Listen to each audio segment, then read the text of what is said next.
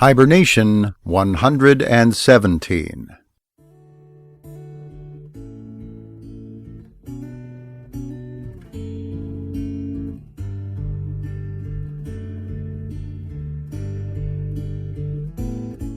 Grizzly's Growls presents Stories from the Hiber-Nation.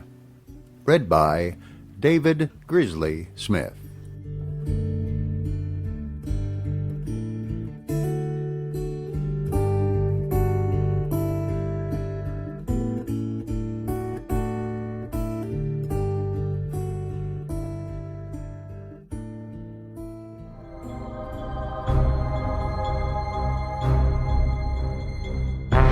Eugenics and Other Evils by G.K. Chesterton.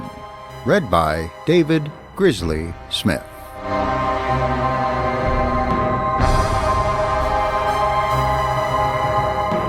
Part 2.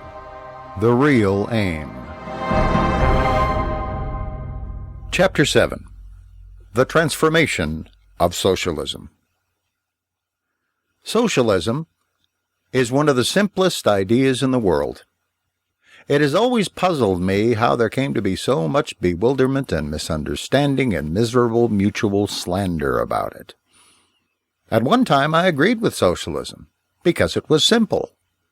Now I disagree with socialism because it is too simple. Yet most of its opponents still seem to treat it not merely as an iniquity, but as a mystery of iniquity, which seems to mystify them even more than it maddens them. It may not seem strange that its antagonists should be puzzled about what it is. It may appear more curious and interesting that its admirers are equally puzzled. Its foes used to denounce socialism as anarchy, which is its opposite. Its friends seem to suppose that it is a sort of optimism, which is almost as much of an opposite. Friends and foes alike talked as if it involved a sort of faith in ideal human nature. Why, I could never imagine. The socialist system, in a more special sense than any other, is founded not on optimism, but on original sin. It proposes that the state, as the conscience of the community, should possess all primary forms of property, and that obviously on the ground that men cannot be trusted to own or barter or combine or compete without injury to themselves. Just as a state might own all the guns, lest people should shoot each other, so this state would own all the gold and land, lest they should cheat or rack rent or exploit each other. It seems extraordinarily simple and even obvious. And so it is. It is too obvious to be true. But while it is obvious, it seems almost incredible that anybody ever thought it optimistic. I am myself primarily opposed to socialism, or collectivism, or Bolshevism, or whatever we call it, for a primary reason not immediately involved here: the ideal of property. I say the ideal, and not merely the idea. This alone disposes of the moral mistake in the matter. It disposes of all the dreary doubts of the anti-socialists about men not yet being angels, and all the yet drearier hopes of the socialists about men soon being supermen. I do not admit that private property is a concession to baseness and selfishness. I think it is a point of honor. I think it is the most truly popular of all points of honor. But this, though it has everything to do with my plea for a domestic dignity, has nothing to do with this passing summary of the situation of socialism. I only remark in passing that it is vain for the more vulgar sort of capitalist, sneering at ideals, to say to me that in order to have socialism you must alter human nature. I answer, yes.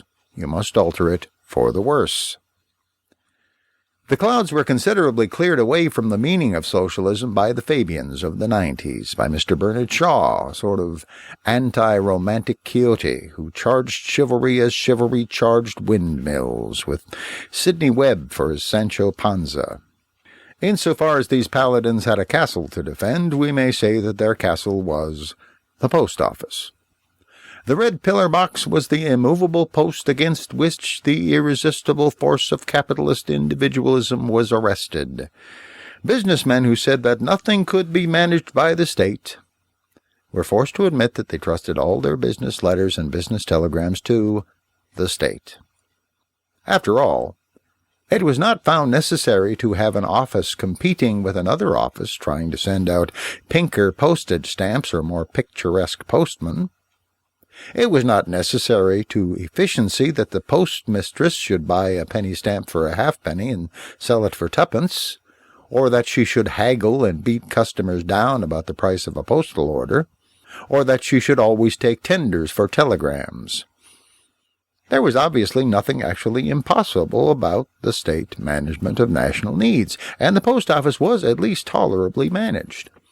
Though it was not always a model employer by any means, it might be made so by similar methods.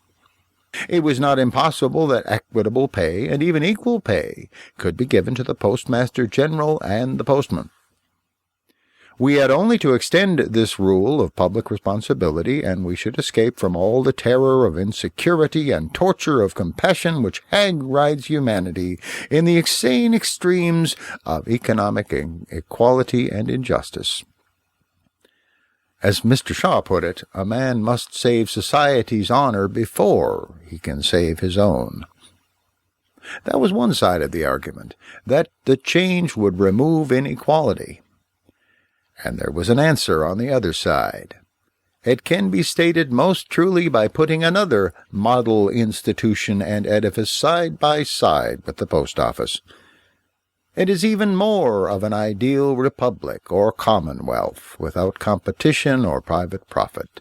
It supplies its citizens not only with the stamps, but with clothes and food and lodging and all they require. It observes considerable level of equality in these things, notably in the clothes.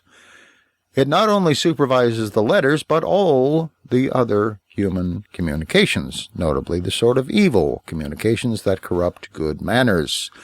This twin model to the post office is called the prison. And much of the scheme for a model state was regarded by its opponents as a scheme for a model prison.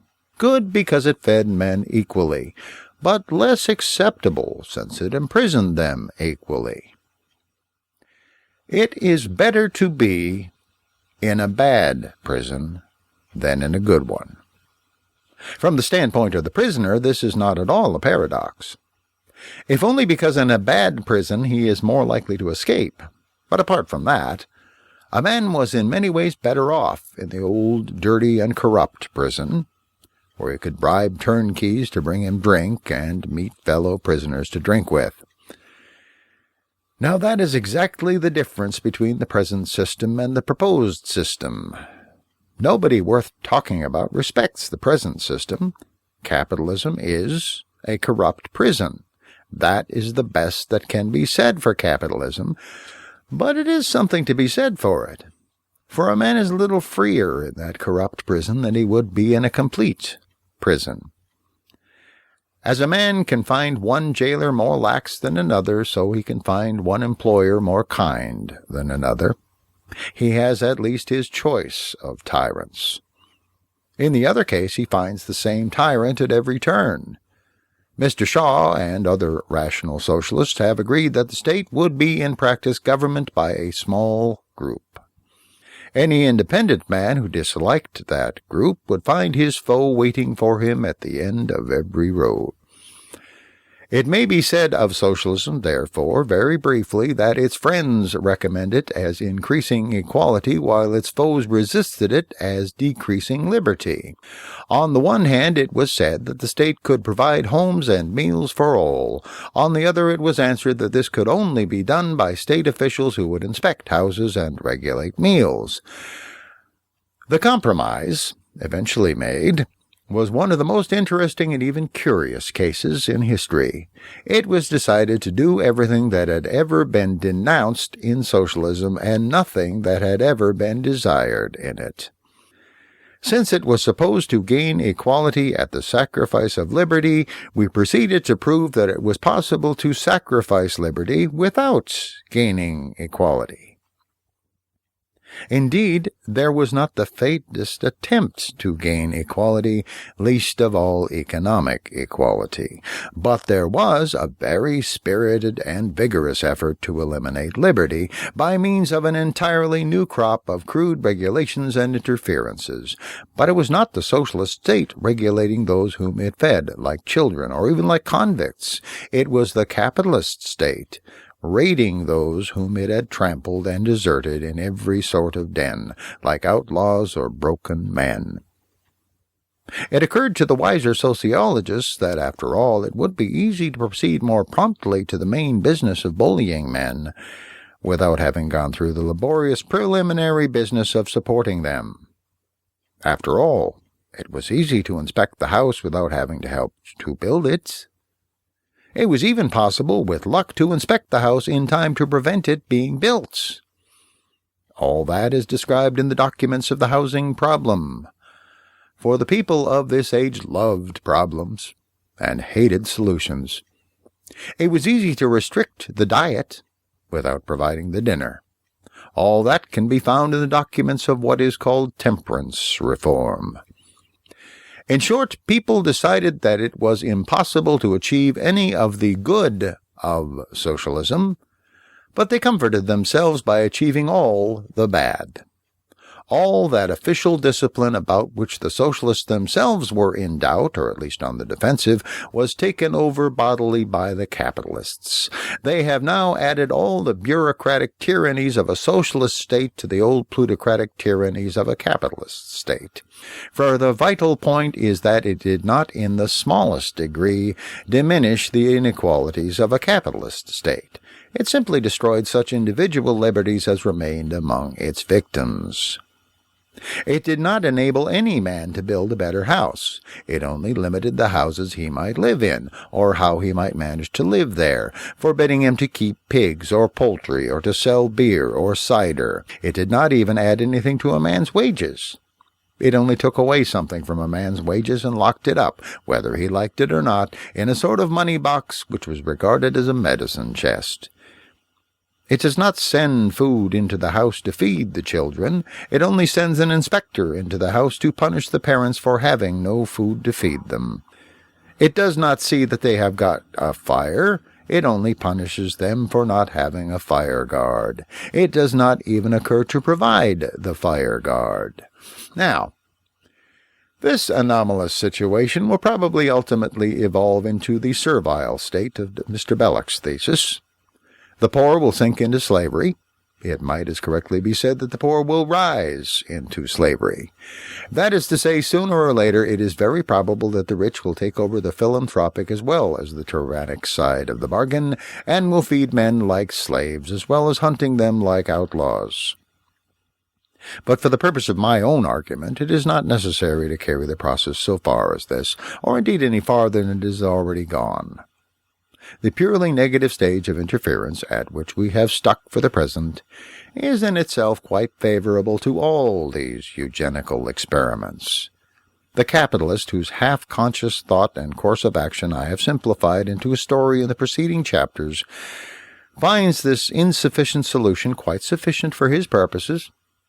What he has felt for a long time is that he must check or improve the reckless and random breeding of the submerged race, which is at once outstripping his requirements and failing to fulfill his needs. Now the anomalous situation has already accustomed him to stopping things. The first interferences with sex need only be negative, and there are already negative interferences without number. So that the study of this stage of socialism brings us to the same conclusion as that of the ideal of liberty as formerly professed by liberalism. The ideal of liberty is lost, and the ideal of socialism is changed till it is a mere excuse for the oppression of the poor.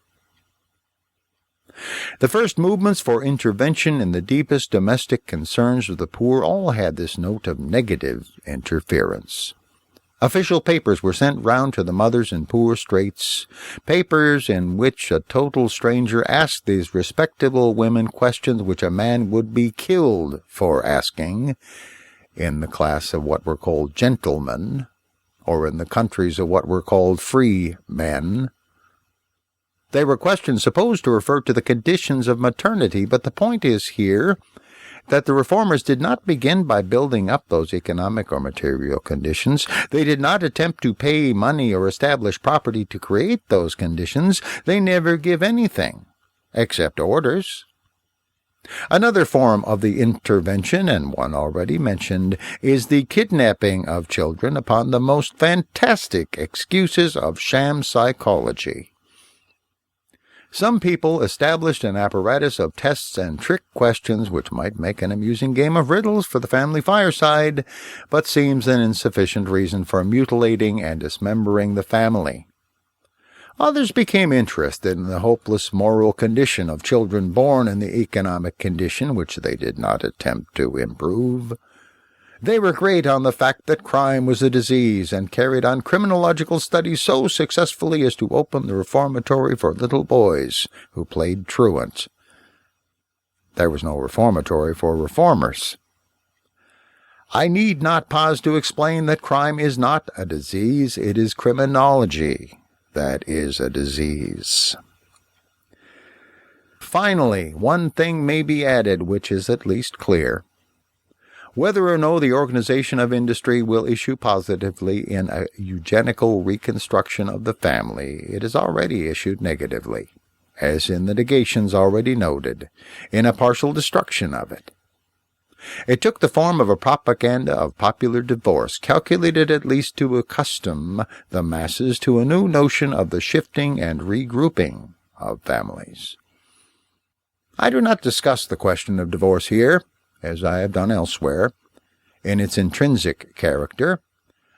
I merely note it as one of those negative reforms which have been substituted for positive economic equality. It was preached with a weird hilarity, as if the suicide of love were something not only humane but happy.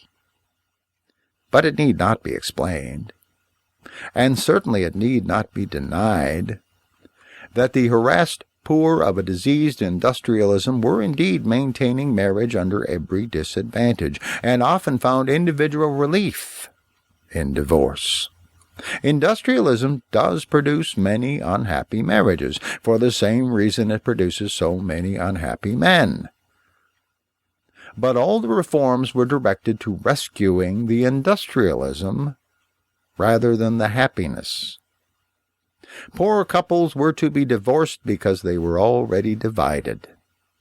Through all this modern muddle there runs the curious principle of sacrificing the ancient uses of things because they do not fit in with the modern abuses.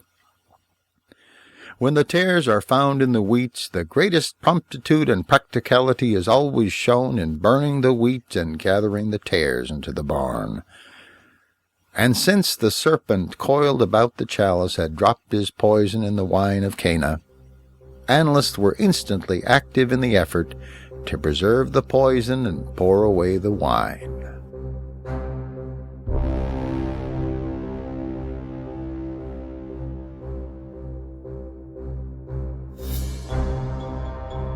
Thank you for listening to Eugenics and Other Evils by G.K. Chesterton, read by me, David Grizzly Smith. Theme music for the book is Showdown by Kevin MacLeod of Incompetech.com. This book is released under a Creative Commons Attribution, Non-Commercial, No Derivatives 3.0 license. That means please make copies, please share this book, but don't change it, don't sell it, and do tell people where you got it.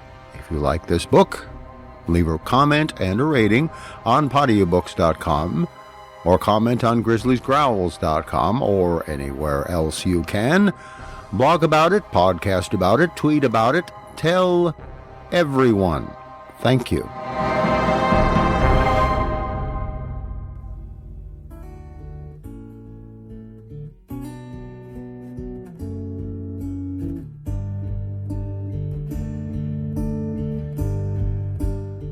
Thank you for listening to Stories from the Hiber-Nation. Comment on the website at grizzliesgrowls.com. This program is offered under a Creative Commons Attribution, non-commercial, no derivatives license.